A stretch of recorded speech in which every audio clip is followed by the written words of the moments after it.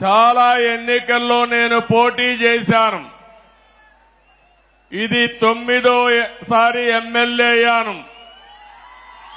9 సార్లు ఎమ్మెల్యే అయితే 8 సార్లు మన కుప్పం నుంచే ఎమ్మెల్యే అయ్యాను. తిరుగులేని మెజార్టీతో గెలిపించారు మీరు. నా మీద ఒక విశ్వాసం పెట్టుకున్నారు. నేను వచ్చినా రాకపోయినా ఎన్నికల్లో మేము అండగా ఉంటామని మీ నిజాయితీ నిరూపించారు. నాకు మళ్లీ జన్మ అనేది ఉంటే కుప్పం ముద్దు బిడ్డగానే పుడతాను. మీ సేవ కోసమే ఉంటాను.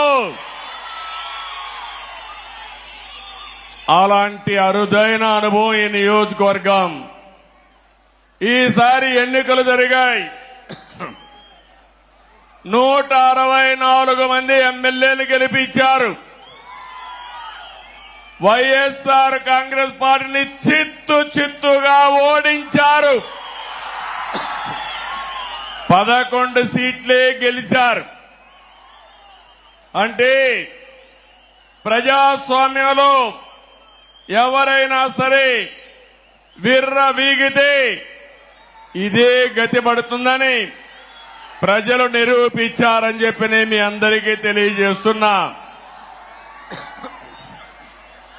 ఎట్టు చేద్దాం? కాసేపు వెయిట్ చేద్దామా?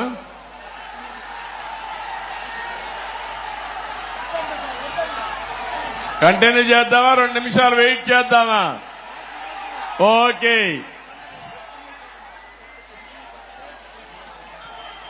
అలాంటిది మొన్న జరిగిన ఎన్నికల్లో ఒక హిస్టారికల్ ఎన్నికలు జరిగాయి. మన చిత్తూరు పార్లమెంటు చూస్తే 7 అసెంబ్లీలకు 7 గెలిపించి తిరుగులేని మెజారిటీ ఇచ్చారు మీరందరూ.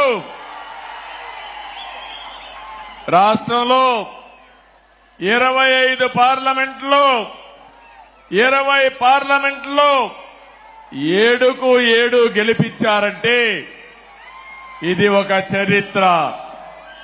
25 పార్లమెంట్లకి 21 పార్లమెంట్లు గెలిపించారు. ఈ రోజు మీరందరూ ఒకసారి ఆలోచిస్తే ఈ యొక్క వైఎస్ఆర్ కాంగ్రెస్ పార్టీ ఒక అరాచక పార్టీ. అలాంటి పార్టీని ఇంటికి పంపించడానికి తెలుగుదేశం, జనసేన, బీజేపీ జట్టు కట్టాం. 4 పార్టీలు కలిసి పోరాడాం. ఎన్డీఏలో భాగస్వాములయ్యాం. అందుకే ఈ ఎన్నిక ఒక హిస్టారికల్ ఎన్నిక అని చెప్పి కూడా నేను మీకు తెలియజేస్తున్నా. ఇంకో పక్క ఈ ఎన్నిక ద్వారా రాష్ట్ర ప్రజల యొక్క భవిష్యత్తుని తీరగా రాయబోతున్నామని మరొక్కసారి మీకు విజ్ఞప్తి చేస్తున్నాను. ఎప్పుడు కూడా నా రాజకీయానికి కుప్పం నియోజకవర్గం ఒక ప్రయోగశాల. ఇక్కడ మొట్టమొదటి ఒక కార్యక్రమాన్ని ప్రారంభించి ఆ రోజు సమైక్య ఆంధ్రప్రదేశ్ లో, తర్వాత నవ్య ఆంధ్రప్రదేశ్ లో అమలు చేశాం. ఈ రోజు కూడా మళ్లీ మీ అందరికీ హామీ ఇస్తున్నా. ఈసారి మీరు ఒక్కసారి ఆలోచిస్తే మనం ఎంపిక చేసిన ఎమ్మెల్యే అభ్యర్థులు చాలా బాగా చదువుకున్న అభ్యర్థులను పెట్టాం. యువతను తీసుకొచ్చాం. బడుగు బలహీన వర్గాలు తీసుకొచ్చాం.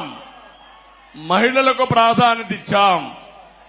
నిన్న కూడా మీరు చూస్తే నేను కేబినెట్ లో 17 మంది కొత్త వాళ్ళని మొదటిసారిగా మినిస్టర్లు చేసుకున్నాం. 7 మంది అయితే మొదటిసారి ఎమ్మెల్యేలు, మొదటిసారి మినిస్టర్లు. అందులో రాంప్రసాద్ రెడ్డి రాయచోటి నుంచి మొదటిసారి గెలిచాడు. మొదటిసారి ఎమ్మెల్యేనే కాకుండా మంత్రి చేశావంటే యువతకు తెలుగుదేశం పార్టీ ఇచ్చే ప్రాధాన్యతని మరొకసారి మీ అందరికీ విజ్ఞప్తి చేస్తున్నాను. ఇంకొక పక్క బడుగు బలహీన వర్గాలకు ప్రాధాన్యత ఇచ్చాం. సామాజిక న్యాయానికి పెద్దపీట వేశాం. కుప్పం నియోజకవర్గం ఉంది. నా సామాజిక వర్గం లేదు గాని ఈ వెనుకబడిన వర్గాలే నా సామాజిక వర్గం. 40 ఏళ్లుగా గెలిపిస్తున్నారు. అందుకే రాష్ట్రంలో 8 మంది కేబినెట్ మంత్రులుగా బీసీలను పెట్టాం. ఇది ఒక చరిత్ర. 24 మందికి 8 మంది బీసీలు ఉండడం చరిత్ర అని చెప్పి కూడా నేను మీకు తెలియజేస్తున్నా. ఈరోజు 4వసారి నేను ముఖ్యమంత్రిగా ప్రమాణ స్వీకారం చేశాను. ప్రమాణ స్వీకారం చేస్తానే పోలవరం పోయాను, అమరావతికి వెళ్లాను, అసెంబ్లీ సమావేశాలు పెట్టుకున్నాం, కేబినెట్ సమావేశం పెట్టుకున్నాం. తర్వాత నాకు ప్రత్యక్ష దేవుళ్ళైన కుప్పం దేవుళ్ళని కలవడానికి ఇక్కడికి వచ్చాను. ఇక్కడి నుంచి ప్రజాక్షేత్రానికి వెళతాను. వెళ్లే ముందు మీ ఆశీస్సులు తీసుకోవాలని, మీ అందరితో కలిసి మాట్లాడాలని, మిమ్మల్ని చూడాలనే ఉద్దేశంతోనే నేను ఇక్కడికి వచ్చాను. నేను ఈరోజు ఒకే ఒక విషయం మీ అందరికీ విజ్ఞప్తి చేస్తున్నాను.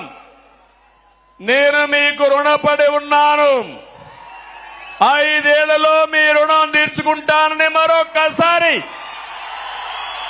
మీ అందరికీ హామీ ఇస్తున్నా, వాగ్దానం ఇస్తున్నా. అన్ని విధాలా అభివృద్ధి చేస్తాను.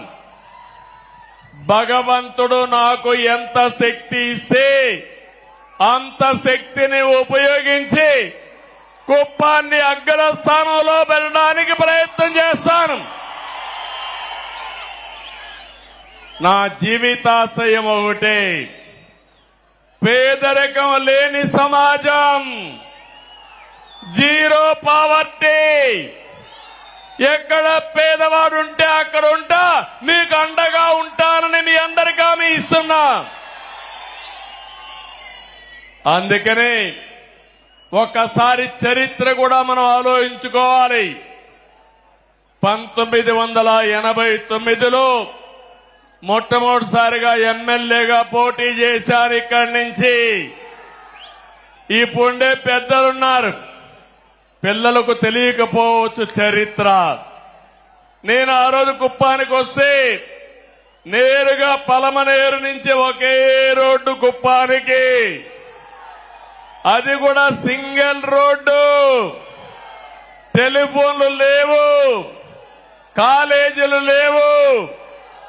అందుకే ఆలోచించా, చిత్తూరు జిల్లాలో ఒక వెనుకబడిన ప్రాంతం కోసం నేను పని చేయాలని కుప్పం నియోజకవర్గాన్ని ఎంపిక చేసుకున్నానని చెప్పి నేను మీకు తెలియజేస్తున్నా.